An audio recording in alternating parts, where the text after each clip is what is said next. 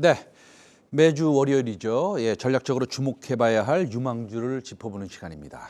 네, 메리츠증권 광화문 지점 이익원 지점장, 오늘은 스튜디오에 나와 계십니다. 네, 안녕하십니까? 네, 안녕하세요. 예, 자, 개편 후 처음으로 선보이는 코너인데 우리 그 이익원 지점장께서 지금 출연하신 지가 1년 만입니다, 그렇죠? 네. 예, 그러면 뭐 저희 또 개편도 했고요, 스튜디오도 이제 새로 네. 저희가 했는데 뭐 또 각오 한 말씀 해주셔야죠. 예. 제가 방송을 시작한 지는 2014년부터 시작했기 때문에 네. 한 7년 정도 되는 것 같아요. 네네. 근데 최근에 방송 환경이 굉장히 많이 바뀌었다고 느끼는 게 유튜브가 활성화되면서 제 영상이 뭐 4년, 5년 지나더라도 계속 남아 있는 게 굉장히 책임감도 가지고 부담감도 그렇죠. 생기는데 네네. 예상이 힘든 단기 주가를 뭐 오늘 말씀드리고 내일 맞추려는 이런 것보다 그 주가가 올라가야 될 만한 이유, 그리고 하락하는 이유, 제가 이 영상을 3, 4년 뒤에 봤을 때도 부끄럽지 않은 그런 영상이 되도록 준비하겠습니다. 아이고, 좋은 말씀입니다. 자, 그러면은 지금 시장이 사실은 오늘 조금 마음이 아픕니다. 예, 오늘 한 2%대 코스피 코스닥 지금 하락하고 있는데요. 최근 시장 상황에 대해서는 우리 지점장님 어떻게 보고 계십니까? 네, 최근에 종목들별로 호재나 실적이 나왔음에도 불구하고 주가가 살짝 오르다가 다시 빠지는 뭐 이러한 그 세로 뉴스 현상이 많이 발생되고 있는데요. 저도 투자자 입장에서 굉장히 안타까운 상황으로 볼 수 있는데 이걸 조금 더 자세하게 들여다보면 약 2년 전을 생각해 보겠습니다. 2년 전 같은 경우에는 코로나 이후에 반등을 하는 구간에서는 종목이 아무리 악재가 나오더라도 또는 어닝 쇼크가 나오더라도 주가가 살짝 빠졌다가 내년은 괜찮을 거야, 다음 분기는 괜찮을 거야 라는 뷰를 제시함으로써 주가가 강하게 상승했습니다. 네. 2년 전과 지금 완전 반대 현상이 나타나고 있는데 이는 시장이 역금융 장세 또는 역실적 장세로 진입했다라는 걸 볼 수 있습니다. 반대로 2020년 같은 경우에는 돈이 풀리기 때문에 지금은 실적이 안 좋지만 향후에 풀린 돈에 의해서 실적이 좋아질 것이라는 유동성 장세였고요. 하지만 지금은 반대로 돈이 많이 풀려서 실적들은 좋지만 향후에 돈이 회수될 것이다. 그리고 생각보다 빠르게 회수될 것이다 라는 우려 때문에 아무리 좋은 실적을 보여주지만 주가가 하락하고 있습니다. 최근에 미국의 10년물, 2년물 장단기 금리 차가 빠르게 축소되는 것 또한 이런 역금융 장세의 진입을 알리고 있는데요.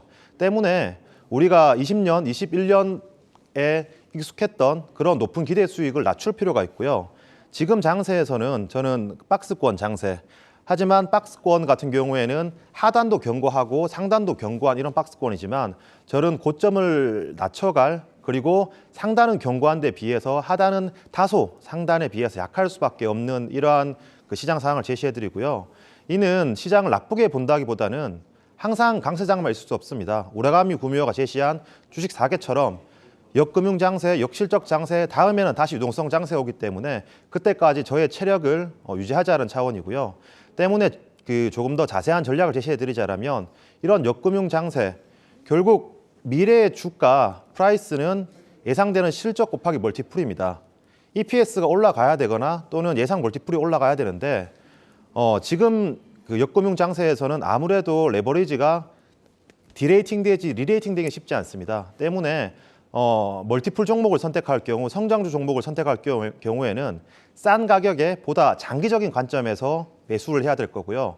또는 멀티플이 올라갈 종목이 아닌 EPS가 올라가야 될 종목 같은 경우에는 단기적으로 접근해야 된다는 전략을 제시해드리겠습니다. 네, 좋은 말씀 잘 들었습니다. 그 지금 현재 QT, 소위 말해서 긴축이 진행되고 있는 와중에 또 지금 우크라이나 러시아의 이슈까지도 지금 시장을 좀 괴롭히고 있는 것 같습니다. 그다음에 지금 우리 지점장님 말씀하신 대로 10년 마이너스 2년물, 그러니까 장단기 금리차가 뭐 25bp까지 줄어든 것 같은데요.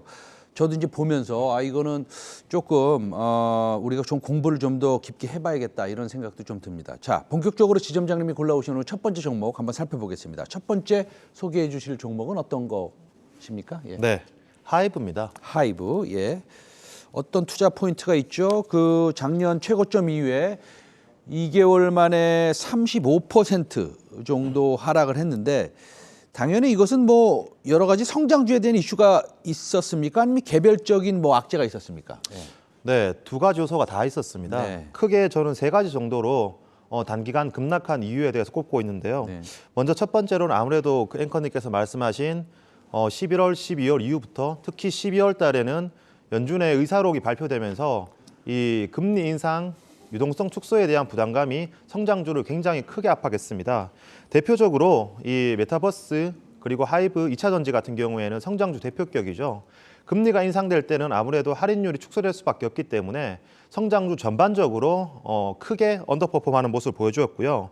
이 성장주 내에서도 MBN이라고 하는 메타버스, 블록체인, NFT 같은 경우에 비트코인이 하락하면서 아무래도 비트코인 가격 하락에 대해서 더욱더 선반영하는 모습을 보여주었습니다.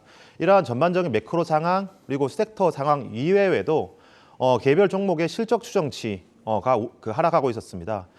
결국 미래의 주가는 실적 곱하기 멀티플인데 이런 멀티플이 하락하는 상황 속에서도 만약 실적이 견고했다라면 또는 실적 추정치가 상향 조정되었다라면 매크로 환경에서 버틸 수 있었는데 이런 그 실적이 하향 조정되는 과정이었습니다. 왜냐하면 작년 말 같은 경우에는 오미크론에 의해서 확진자 수가 계속 급증하는 상황 속에서 올해 이 콘서트 재개된다라는 기대감이 전혀 없었죠. 때문에 콘서트가 재개 안 될 것이다라는 생각 때문에 이런 그 실적 추정치에 대한 하향 조정이 작년 11월, 12월, 올해 초까지 계속 지속되었습니다.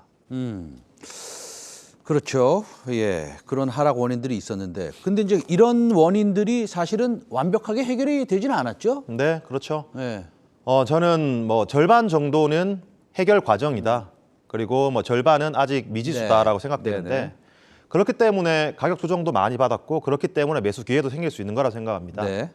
먼저 매크로 환경 같은 경우에 지금 장단기 금리 차가 축소되고 있고 언제 금리 상승이 끝나고 다시 역금융 장세, 역실적 장세에서 유동성 장세로 지나갈지는 언젠가는 다시 오겠지만 그게 예상하기는 힘든 상황이고요. 때문에 이런 성장주에 대한 할인율 요소는 여전히 진행 중이다라고 생각됩니다. 하지만 두 번째로 제가 생각해보는 요소는 코인 가격 하락에 의한 NBN 섹터의 동반 하락이었습니다. 물론 지금 코인 가격이 하락하고 있는 상황입니다.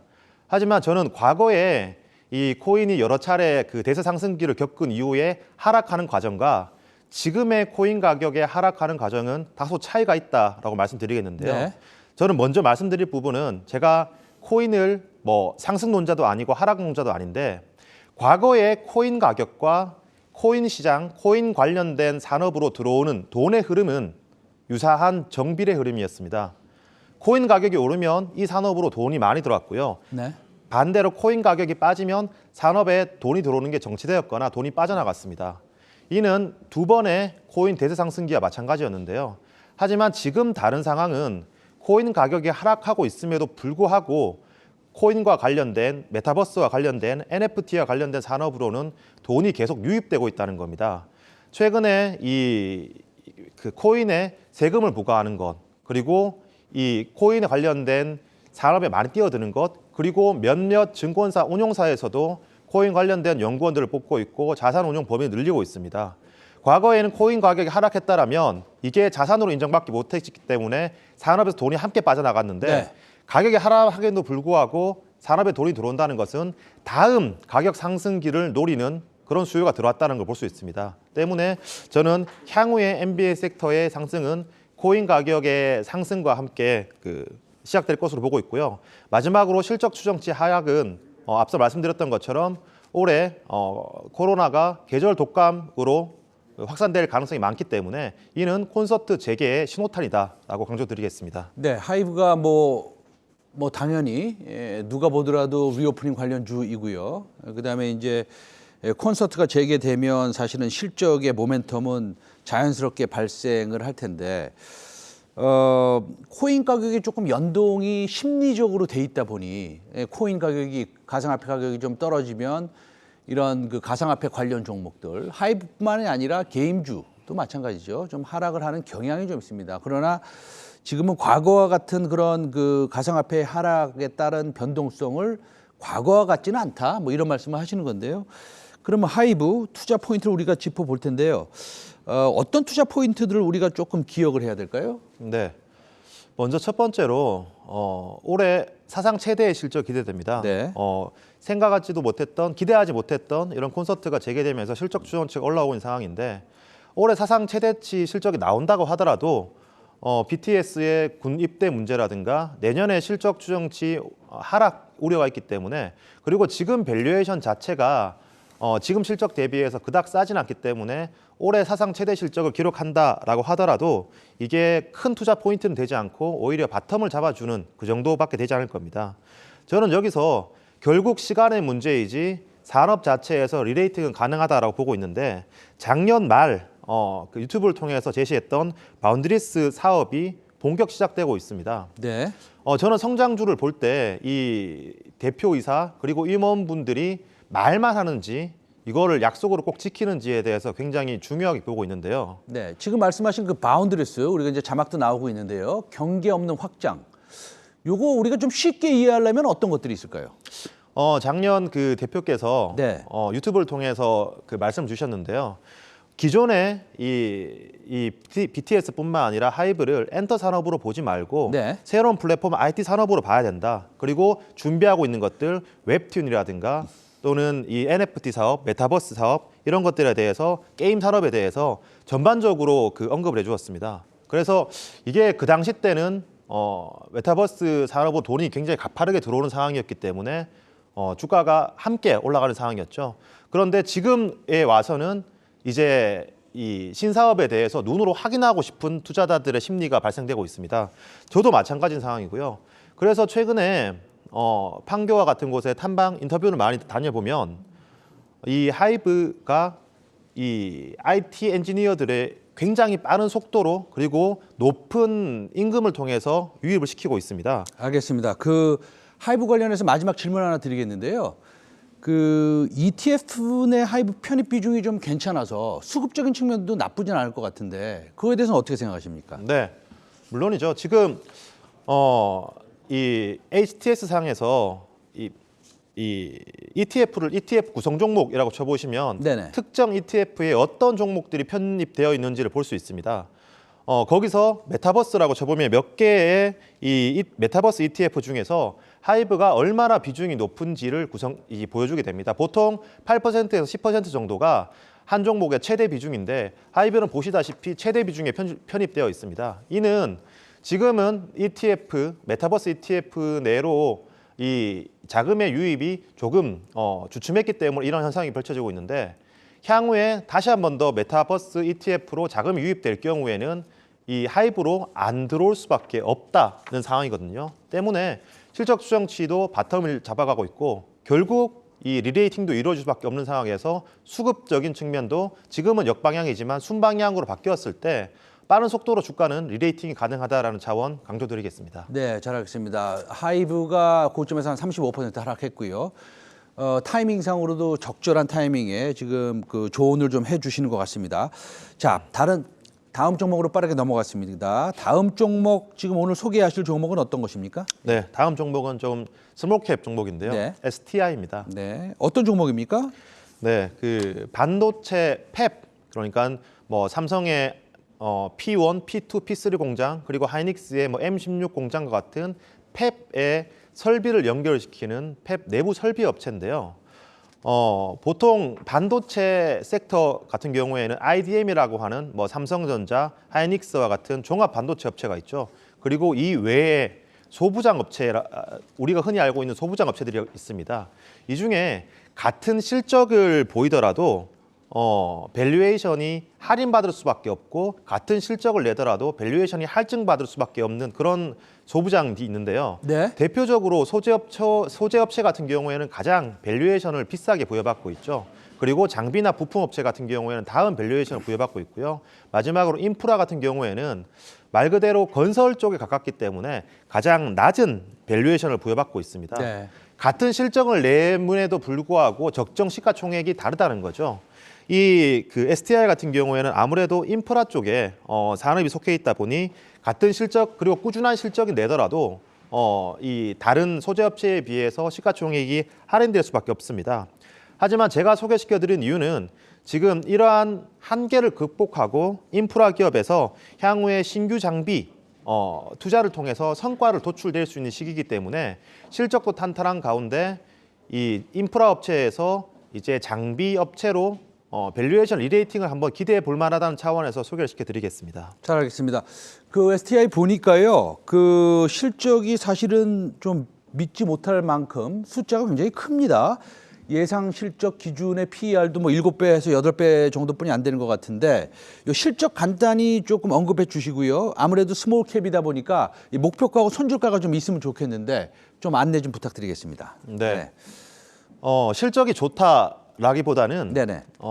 관심이 없었죠. 아하. 그리고 실적에 비해서 시가총액이 작다라는 게 그 포인트가 아닐까 싶고요. 네네. 실적은 꾸준히 좋았습니다. 재무제표도 꾸준히 좋고 최근에 그 평택 주변을 고속도로를 달려보시면 이 평택 주변을 가보시면 평택 4공장 P3 아니 P4라고 하죠. 네. 평택 4공장의 그 기중기라든가 뭐 이런 그 공사가 굉장히 활발하게 진행되고 있는 걸 알 수 있습니다. 이는 P1, P2, P3 이후에 P4 평택 4공장을 삼성이 투자하고 있고 장비를 채워넣기 위한 인프라 외곽을 만들고 있는데요. 네. P3도 생각했던 것에 비해서 굉장히 빠르게 투자가 진행되어 있습니다. P3 안을 낸드나 뭐 비메모리나 D램을 채우기 이전에 P4 공장을 진행한다는 것 자체가 이 인프라를 구성할 때 꼭 들어가야 될 이 그 STI 그리고 뭐 GST와 같은 기업들의 실적이 함께 증가될 수밖에 없는 상황이고요. 이미 지나간 실적은 P3 통해서 실적을 보여주었습니다. 근데 지금 P4 공장이 진행되고 있기 때문에 지나간 실적도 좋을 뿐더러 향후의 실적을 좋을 수밖에 없습니다. 하지만 투자자들은 관심이 별로 없죠. 시가총액이 낮죠. 왜냐하면 앞서 말씀드렸던 것처럼 건설업 밸류밖에 못 받는 상황입니다. 하지만 동사는 저는 건설업 밸류에서 조금은 더 줘야 된다고 생각하는 게 동사가 이런 그 캐시카우를 통해서 준비하고 있었던 몇몇 장비들이 지금 성과를 보여주고 있습니다. 첫 번째로 리플로우 장비 같은 경우에는 작년에 처음으로 수주를 성공했습니다. 그리고 매년 200억 그리고 300억대 매출이 가능하죠. 기존에 동사가 보유하고 있었던 매출액에 비해서 200억, 300억의 매출액은 크지 않은 상황입니다. 하지만 그 구성하고 있던 매출액의 포트폴리오가 조금 더 다변화된다는 차원에서 특이하다 볼 수 있고요. 제가 좀 주목하고 있는 건 이 리플로우 장비도 중요하다고 생각하고 있지만 OCR 장비를 주목하고 있습니다. 이 OCR 장비 같은 경우에 과거 2016년도 그리고 2017년도에 주가가 8,000원에서부터 3만 원까지 가파르게 상승했던 그런 기대감이 있는 장비인데요. 네. 최근에 리포트 플로우를 보면 굉장히 기대감이 높아지는 퀄이 끝나가는 그런 상황입니다. 잘 알겠습니다. 마지막으로 목표가하고 손절가 좀 제시해 주시겠어요? 목표가 손절가를 제시해 드리려면 네. 밸류에이션 시장의 리레이팅이 중요한데 네네. 리레이팅은 제가 주는 게 아니라 시장이 주는 거죠. 네. 때문에 목표가 손절가는 아직 제시해 드리지 않도록 하겠습니다. 네, 잘 알겠습니다. 지금까지 메리츠증권 광화문 지점의 이익원 지주장과 전략적으로 주목해 볼 유망주로 하이브, 그다음에 밸류에이션 리레이팅이 가능할 수도 있는 STI에 대해서 알아봤습니다. 오늘 말씀 고맙습니다. 네, 감사합니다. 예.